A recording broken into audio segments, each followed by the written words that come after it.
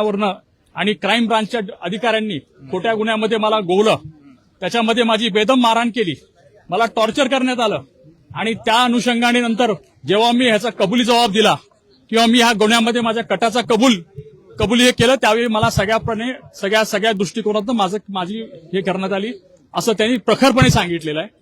आणि प्रथमतः त्याच्या ह्याच्यामध्ये हा खटला 2006चा हा गुन्हा आहे. याच्यामध्ये आपल्याला पार्श्वभूमी सांगतो. 2006 मध्ये ही घटना घडली 2006 मध्ये ह्याच्यामध्ये तपास कळंबोली पोलीस करत होती. कळंबोली पोलिसांनी 1.5 वर्ष तपास केला.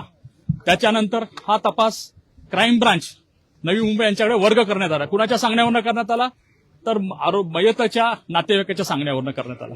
मग काय झालं त्याच्यानंतर 2008 मध्ये, कारण हे प्रकरण फार जुनं आहे, 2008 मध्ये माननीय उच्च न्यायालयामध्ये आनंदी देवी जे पवनराजेच्या पत्नी आहेत त्या उच्च न्यायालयात गेल्यात.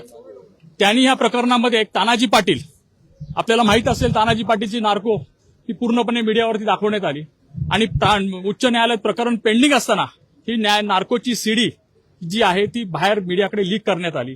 त्याची डॉक्टर साहेबांवरती एक संशयाचं वातावरण तयार करण्यात आलं आणि त्या वातावरणाच्या आधारे त्यांनी उच्च न्यायालयांकडनं असं हे दाखवलं की बघा हे एक सिनियर मंत्री आहेत, कॅबिनेट मिनिस्टर आहेत आणि आम्हाला न्याय मिळणार नाही आणि म्हणून सीबीआयकडे वर्ग करावा. मग सीबीआयने काय केलं, ऑक्टोबर 2008 मध्ये माननीय उच्च न्यायालयाने सर्व कागद जे आहे ते सीबीआयकडे हँडओव्हर करा, हस्तांतरित करा म्हणून सांगितलं. सीबीआयने 2009 पर्यंत काही केलं नाही. पण त्याच्या आधी सीबीआयकडे ही केस म्हणजे 2008 मध्ये ऑर्डर झाल्यानंतर सुद्धा मे 2009 मध्ये ही कहाणी फेब्रुवारी 2009 मध्ये सुरू होते. आनंदीबाई पुन्हा कोर्टात जाते, माननीय उच्च न्यायालयात विनंती करते की ह्या प्रकरण अजून सीबीआय याच्यामध्ये करत नाहीये, कारण त्यांना तोपर्यंत कुठलाही पुरावा, कुठलाही सुराग, कुठलाही तथाकथित डॉक्टर साहेबांपर्यंत जोडता येत नव्हतं. मुख्यतः राकेश मारियाच्या क्राईम ब्रांचने, जेव्हा राकेश मारिया जॉईंट सीपी होते आणि राकेश मारियांना साक्षीदार म्हणून तपासण्यात आलं, तर राकेश मारियाने ह्या जैनला मी ओळखत नाही आणि जैनला फक्त त्यांनी एवढं सांगितलं की माझ्या अधिकाऱ्याने 3-4 गुन्ह्यामध्ये त्याचा ताबा घेतला. त्यामुळे 19 एप्रिल 2009 त्यांनी मला खुलासा माझ्या अधिकाऱ्यांनी सांगितलं की असं जैन हा व्यक्ती हा सांगतोय.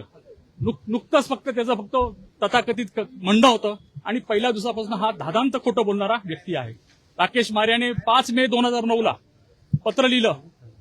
Rakesh Maria joint CP crime होते, तर त्यांनी कमिशनरांना कळवता, होम मिनिस्टरला न कळवता, मुख्यमंत्र्यांना न कळवता हे पत्र राकेश मारियाने डायरेक्टली सीबीआयला पत्र लिहिलं.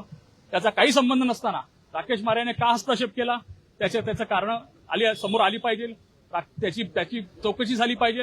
राकेश मारियाने हे पत्र सीबीआय दिलं आणि सांगितलं की आम्हाला ह्या गुन्ह्यामध्ये हा एक आरोपी सापडलेला आहे आणि आम्हाला ह्या आरोपीने हा कबुली जबाब दिलेला आहे. राकेश मारियाची जर आपण साक्ष पाहिली कोर्टासमोर तर कुठल्याही प्रकारे स्टेशन डायरीला एंट्री नाही. छोटी गोष्ट पोलीस यंत्रणेमध्ये स्टेशन डायरीला नोंद होते. स्टेशन डायरीला जर अशा प्रकारे एखाद्या गंभीर गुन्ह्याचं स्वरूप जर दिलं गेलं असेल तर ती स्टेशन डायरीला नोंद असायला पाहिजे होती.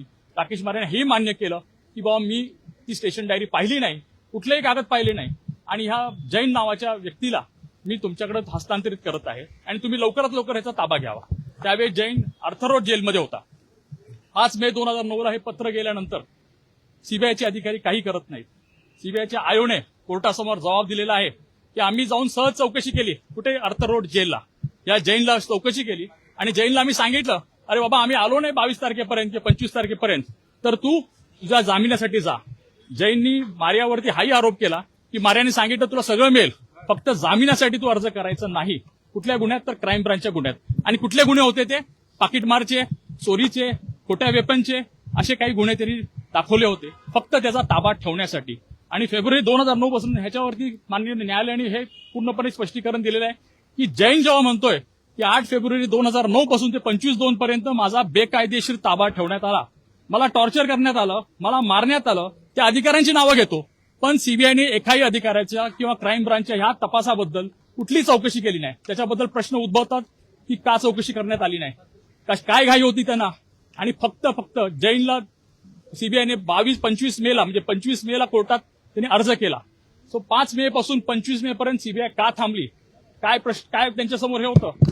25 मेला पनवेलच्या कोर्टात ताबा घेतला आणि 27 मेला त्यांना ताबा मिळाला अर्थरोड जेलमधनं आणि मग त्याला 29 मेला न्यायालयासमोर नेलं. आमचं पहिल्यापासून म्हणणं होतं की बाबा न्यायालयाकडे पोलीस कस्टडीमध्ये असताना तो कायदाच आहे की कुठल्याही प्रकारचं कबुली जबाब होत नाही. न्यायालयीन म्हणजे पोलीस कस्टडीमध्ये असताना न्यायालयाचं ते प्रथम हे आहे, कर्तव्य आहे की त्याला न्यायिक कस्टडीमध्ये ठेवा, त्याला वेळ द्या, त्याला रिफ्लेक्शनचा टाइम द्या आणि ती सगळी प्रोसिजर जी 164 खाली आहे सीआरपीसी ती सर्व अवलंबण्यात यावी. पण असं काही करण्यात आलं नाही. मग ह्याच्यामध्ये जसं न्यायालयाने सांगितलेलं आहे आणि जे रेकॉर्डवर आहे त्याच्या कबुली जबाबमध्ये काही एक उल्लेख नाही.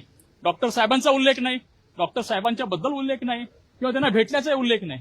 मग हा काय करतो, हा म्हणजे त्याच्यानंतर त्याच्या कबुली जबाबानंतर 29 मेला आहे त्याचा कबुली जबाब जो काय घेतलेला आहे तो डिफेक्टिव्ह आहे हे न्यायालयाने त्याचं स्पष्टीकरण केलेलं आहे. पण नुसतं त्याच्यावर नाही तर त्याला 2 दिवसामध्ये त्याच्या कबुली जबाबावर सगळ्या आरोपींना अटक होते, प्रामुख्याने डॉक्टर साहेबांना. आणि अटक करणे हाच एक त्यांचा उद्देश होता, हाच एक त्यांचा मुद्दा होता. त्यांना तिथेच डॅमेज करायचं होतं डॉक्टर साहेबांना.